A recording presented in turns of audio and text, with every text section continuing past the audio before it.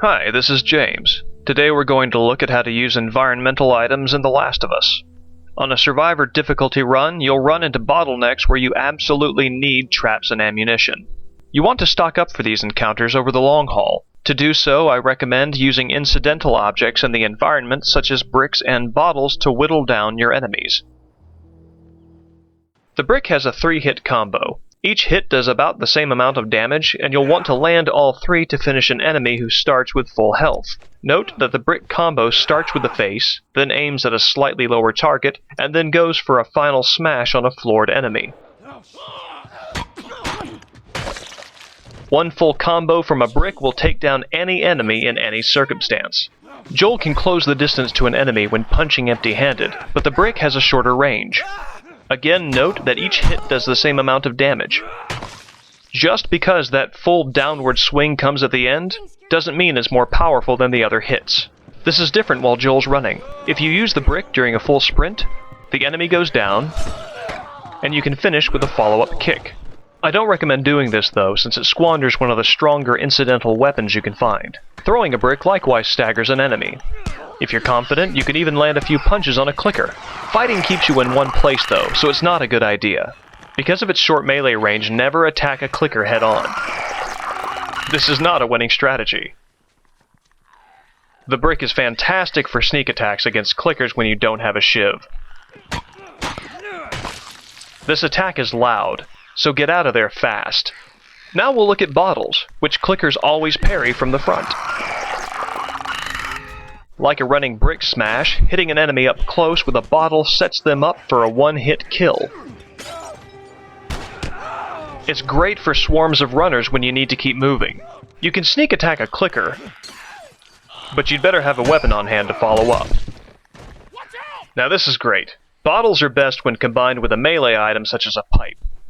When an enemy staggers from the hit, sprint forward and attack with your weapon while sprinting. It's a near guaranteed one-hit kill. This works with the brick, too. While it's ideal to use the brick on its own and save a hit on your melee item, this is still a good use of resources.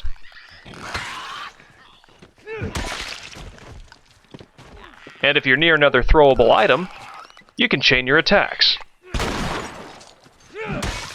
Lure enemies with the noise to take control of a given space. With a bottle and melee combo, you can take down single enemies and keep moving. A valuable combination for Survivor difficulty. You can use this to get through areas where the number of clickers exceeds the number of bricks and bottles around. Here we've got 2 clickers outside and 2 indoors. Watch how the noise draws the indoor clickers from the house to track Joel. You can lead them in an arc with loud footsteps, then crouch to soften Joel's noise.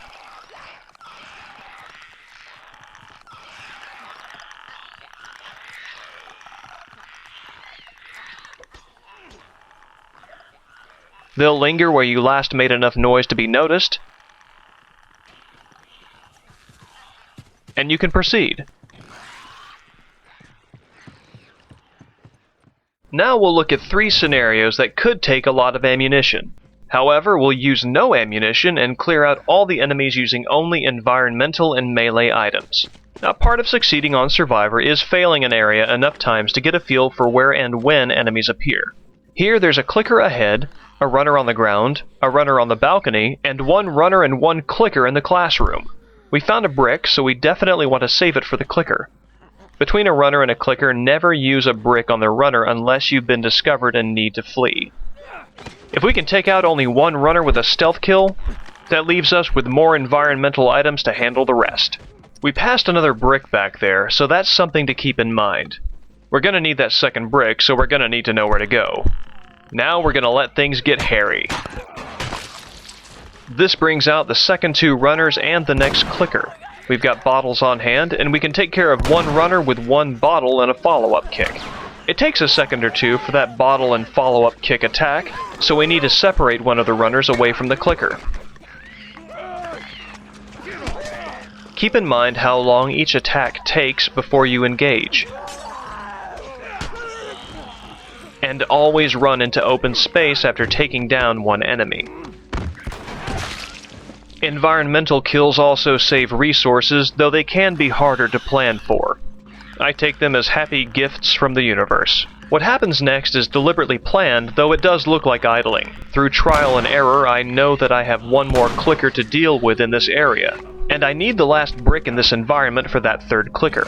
Bill will not run out of shotgun ammo. I control the clicker's movements so Bill can attack and finish it off.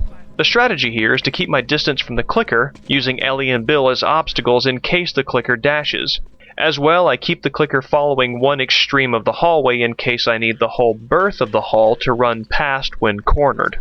Here comes that third clicker that we saved the brick for. There's no need to sneak up on this one. As soon as it comes around the corner, I can take it out with the brick.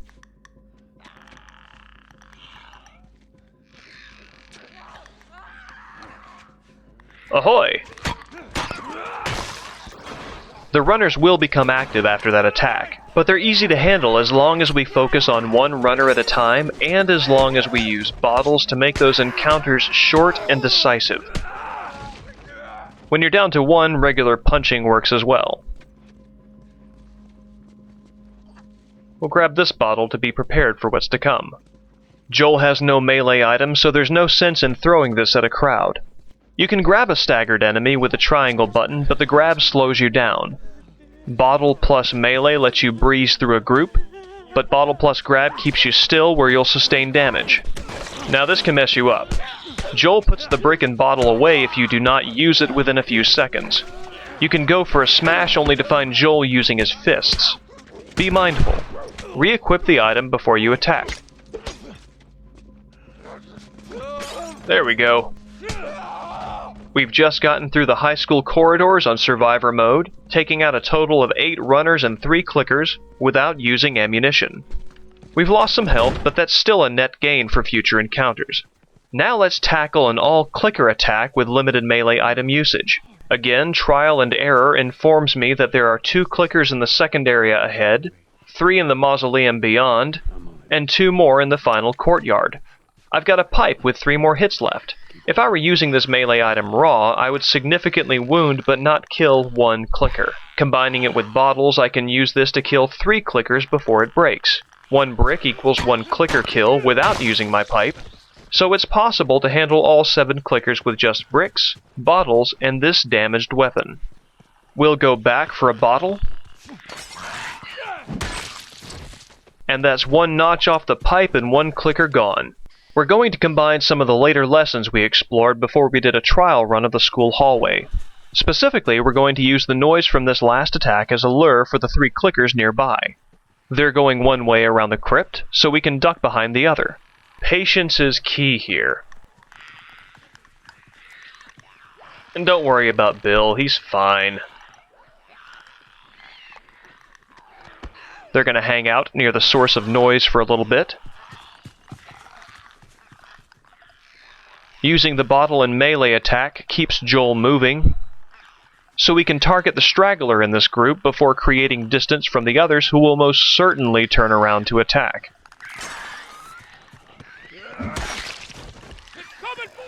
Go! Always, when dealing with clickers, always retreat to a safe, open area. Ideally, that retreat will have back doors we can use to retreat even further.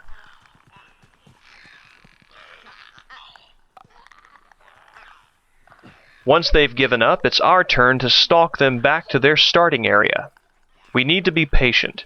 If we attack now, we'll just waste our gains and put Joel at risk. Survivor mode on The Last of Us is very much a series of battles of attrition. It's resource management, skill, foreplanning, and improvisation. It's a lot of fun. This is an ideal situation for a hit and run since the clickers are separated. Bonk. We'll circle around this crypt.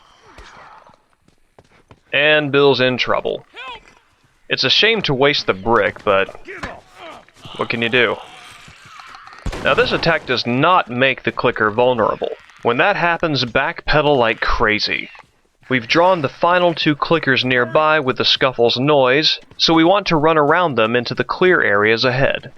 The Last of Us gives players a triangle prompt for contextual actions. Here, there should be a triangle over the doorknob. This triangle will dim and become inactive as long as Joel is being pursued. Locked. Once the clickers have given up looking for him, even though they're walking near as they return to their starting positions, the triangle lights up. He is no longer detected. If you've escaped a group of infected and are near the exit, don't freak out. Hold up. I got a key for that gate. Just stay low until they lose interest. I suggest we move quietly. Then you're home free. Runners! I did promise to show how you can clear these areas and take out all the enemies without ammunition, so we'll revisit that same scenario to show how it could play differently. One of the cool things about this game is how variable the encounters can turn each time they're revisited. Our starting move is the same. We'll take out the first clicker with a sneak brick attack.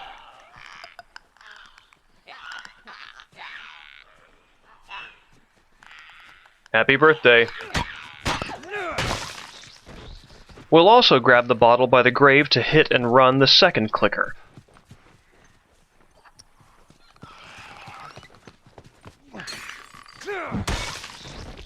This time, instead of waiting for the horde of clickers to congregate around the site of the last attack, we'll kill the straggler as they're on their way.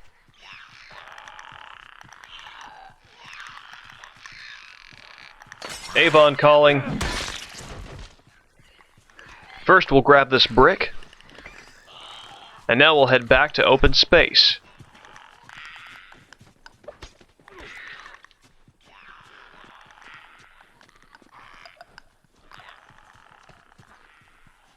Now that they've lost Joel's trail, it's time to stalk them to keep our advantage.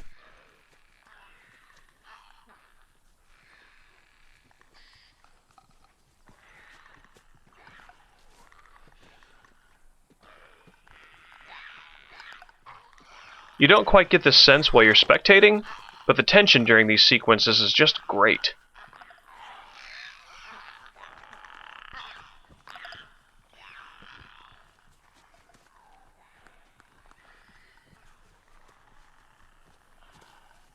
Past this gate, they've gone in two different directions. During the previous attempt, we used the brick for a hit and run. That brick means one kill without using the melee item, so this time we want to stealthily bash a clicker's fungoid brains in. I'm still not sure how bashing the fungus that close doesn't result in spore infection, but you don't see it happen for plot purposes outside of the controllable game sequences, so it's consistent enough. Better than the T-virus anyway.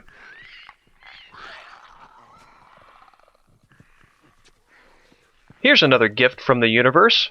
Bill got stuck near a clicker that's actively on Joel's trail, so Bill will continue to slice and blast until that clicker's dead. Bill can be difficult to position, but if you find him taking care of a single enemy, don't interfere. You can use those resources when you don't have Bill. Now we're checking to make sure the last two clickers didn't sneak up. I'd like to do a hit and run, so I want this bottle. It looks like the last two clickers are standing far enough apart to make a hit and run feasible while giving me space to run away from the last one standing.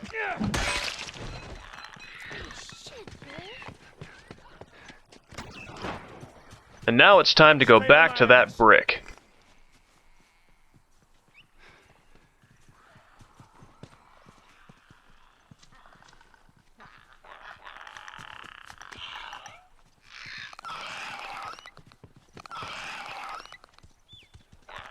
Again, Bill is caught between Joel and an aggressing clicker.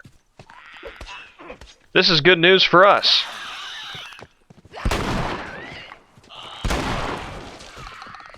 So I guess it's not completely no ammunition if you're counting Bill's shotgun, but whatever. Joel's index finger graced no trigger, and we've stocked ammo for the encounters ahead. On Survivor, in the end, that's what matters. Finally, I'd like to show how these skills demonstrated on runners and clickers work when applied to human enemies. These encounters can be harder to work with only bricks, bottles, and melee items. Well, that's an editing error I'm not going to fix. Anyway, runners and clickers are melee enemies, so they'll close distance on Joel, lacking any kind of range attack. Hunters and other humans, of course, do have ranged attacks. As long as we give them reason to use those ranged attacks, they'll keep their distance.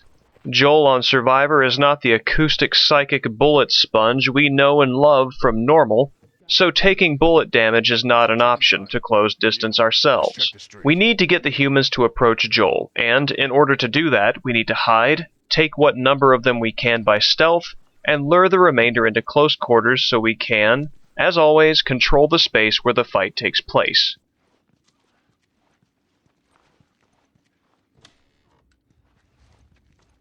Because we're waiting on the hunters to approach our hiding place, they're setting the pace at the outset. This will change soon.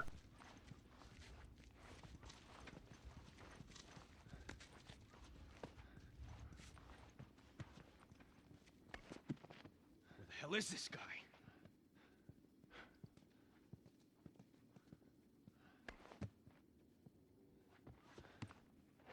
Close one.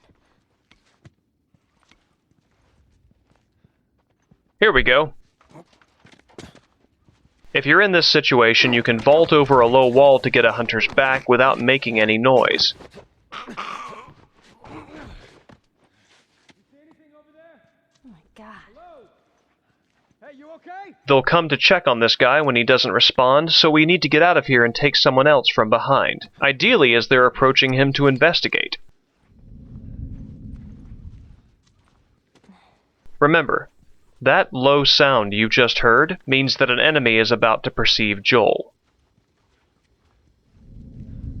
Man down! Man down! Judging by the number of enemies in our old hiding spot, moving on was the right idea. Hi, Ellie. Run out! And the sound that you're about to hear means we are caught. There you are! The whole effort of sneaking for stealth kills is largely to make this part of the fight easier. You can make it through here entirely on stealth, but it usually comes down to this. You'll do yourself a favor by lowering the starting odds. This also gets them into the building. When they're in close quarters, you can use melee items more effectively. Bricks are still good for quick kills, but the range on a gun is obviously much better. Stagger an armed enemy with whatever you have on hand, even if it's a brick, and take him out with a hit and run. Human enemies don't have clicker hearing. If they don't see Joel take out one of their guys, they will not merge on his location. Fighting a pack of them is still a bad idea, and you will not be able to run through an open area after a hit and run since they can just shoot you in the back. I've noticed that on Survivor difficulty, you more often encounter strong, multi-hit melee items such as metal pipes during infected sequences, whereas you find more low-hit melee items such as wooden boards during human sequences.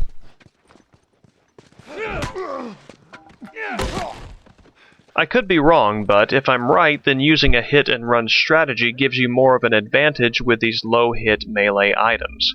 Instead of taking out one enemy per melee weapon, and instead of having to stand still while you kill him, you can take out 4 enemies with one melee weapon, and you can keep moving. Keep your eyes on your environment for those stray bottles and bricks.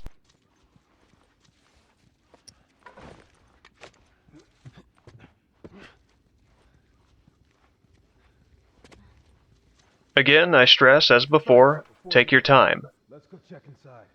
You, go look down there.